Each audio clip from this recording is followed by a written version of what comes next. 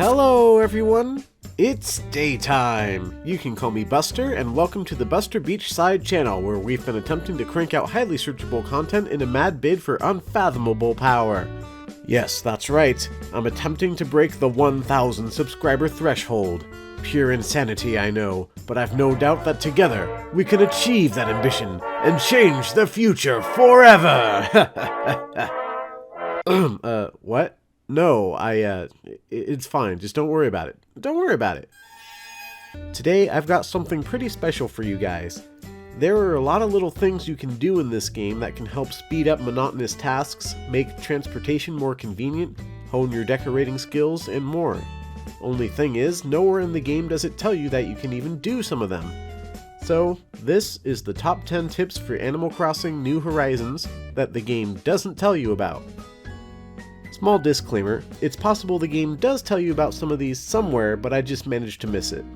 Also, I generally script these videos as I make them, so I'll most likely have a few bonus tips for you at the end. Finally, please note that this video is 10 tips the game doesn't tell you about, not 10 tips you might not know. I obviously can't guarantee any of this will be new information to you, but let me know in the comments how many of these you knew about beforehand. Alright, let's get started. Number 1! So, I'm part of a small Animal Crossing community on Discord, and when I told them I was planning to make this video, more than one person suggested that I include this, despite the fact that the game actually does technically tell you about it. When you complete a regular Nook Miles goal, you can flick the left stick to jump instantly to the goal you just completed. It's a handy little shortcut, and one the game has clearly labeled right here in the corner, but I guess a lot of people assumed it was referring to the fact that the left stick normally fast scrolls through this menu otherwise. I don't know, but apparently a lot of people didn't catch this, so now you know. Number 2! I feel like this is probably one that most people know about by now, but if you didn't, I'm about to blow your beautiful mind. You know how crafting takes forever and has this long animation? Well, if you mash the A button during that animation, you can make it go way, way faster. Think of all the time you'll save crafting stacks of fish bait. Of course, it'd be even better if you'd just let us craft things in bulk, Nintendo! Number 3! For the first time ever in this series, you can now uproot trees and move them wherever you want. You can also break rocks, which is nice when they happen to spawn in an inconvenient location. This requires eating fruit or other edibles to fill up your energy meter. The only issue with that is when you end up eating more than you actually needed, leaving you with meter to spare. Or maybe your muscle memory caused you to accidentally eat some of your turnips when you only wanted to drop them. Don't worry, you're not the only one. Join my Discord server. We'll start a turnip support group. It can be easy to forget when you've got lingering fruit stored away, which can cause casualties when, say, you go looking for your daily money rock, only to, find it. In the worst way possible. Luckily, there's a way to drain your fruit meter without having to dig up and replant trees over and over. All you need to do is find any toilet item and sit on it. Yes, this is a real thing you can do in this game. And if you don't own a toilet, just use the one in your neighbor's house. This is perfectly normal and not weird at all. Number 4! Back when I first started playing, I used to think the only way to organize your inventory was to drop everything on the ground and then pick it back up in the order you wanted it to be in. Of course, you may already be aware of the fact that if you hold down the A button on an item, you can pick it up and move it around. That's a cool tip on its own, but you can make inventory management even faster by holding down the A button and then quickly inputting a direction on the controller. This will cause the game to grab the item instantly and skip the normal wait time.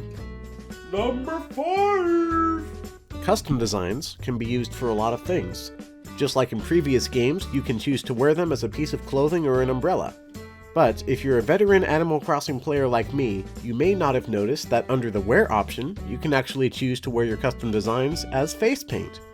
It works by splitting the design into different sections and then placing them on your face, so keep that in mind as you go about designing your own tribal war paint or blushy anime girl cheeks. Number 6!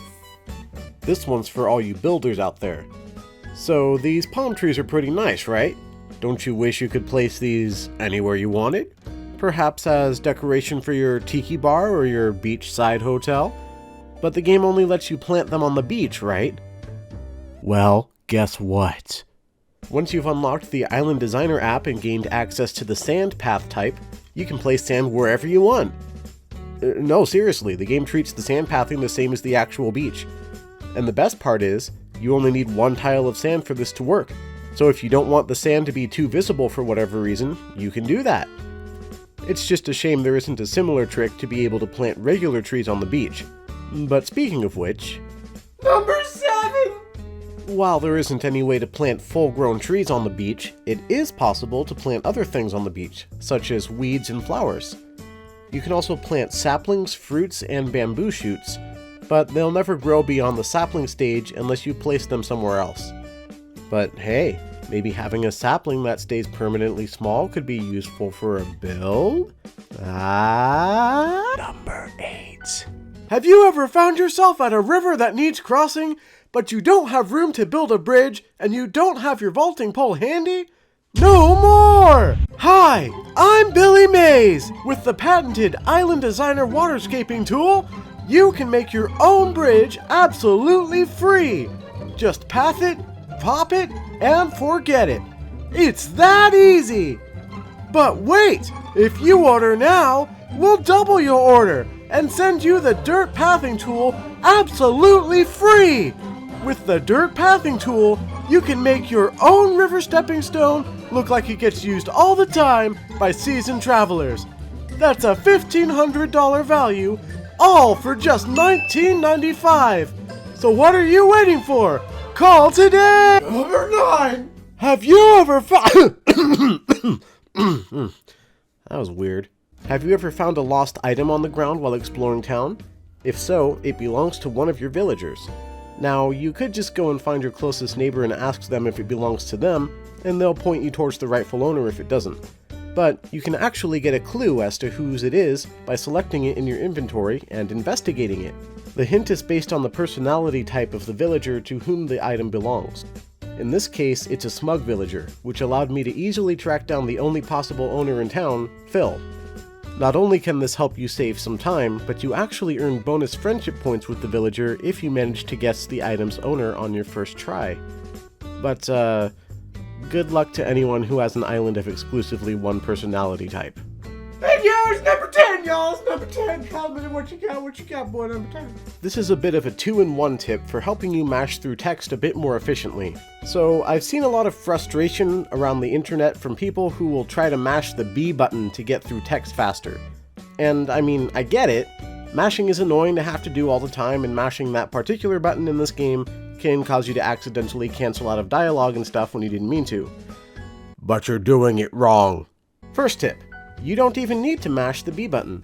You can actually just keep it held down and it will speed up the text even if you move on to a new text box. You don't need to press B again to speed it up. So you can try just holding B and then mashing with A.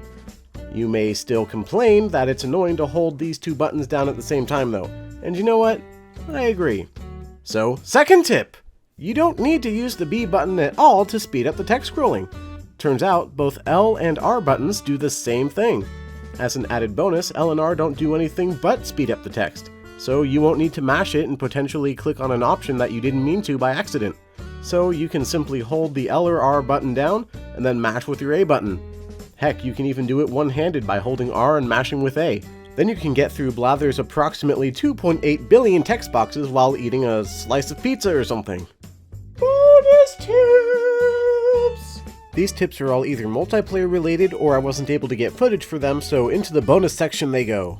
In the early game, new players aren't able to explore their entire island because the vaulting pole and ladder recipes aren't unlocked until you're a few days in. But once you've unlocked multiplayer, you can obtain items like the ladder early by having a friend fly in and drop one for you. Once your business is through, you can bring up the minus menu to instantly end your online session from anywhere. This will kick all other players off your island and close your gate for you too.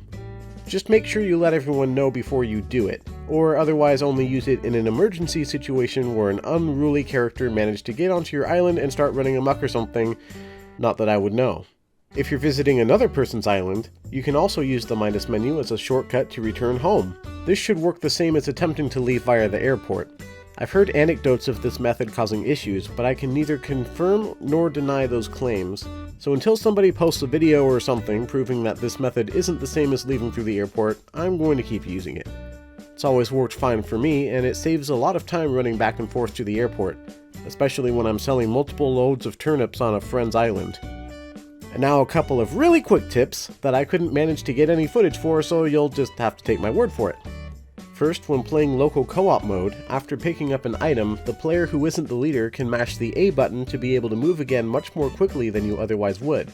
And finally, when your friends have certain visitors on their islands, you can visit and take advantage of them. Sadly, neither CJ or Flick will buy anything from visitors, but you can, for example, get a DIY recipe from Celeste, buy mysterious wallpaper and flooring from Sahara, or buy items from Leaf, Kix, or even Daisy May to get the best prices on turnips.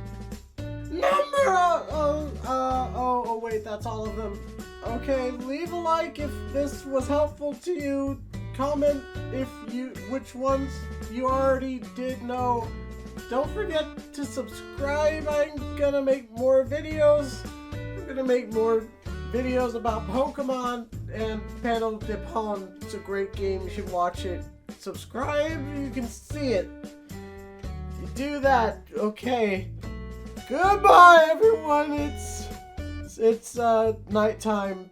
Subscribe.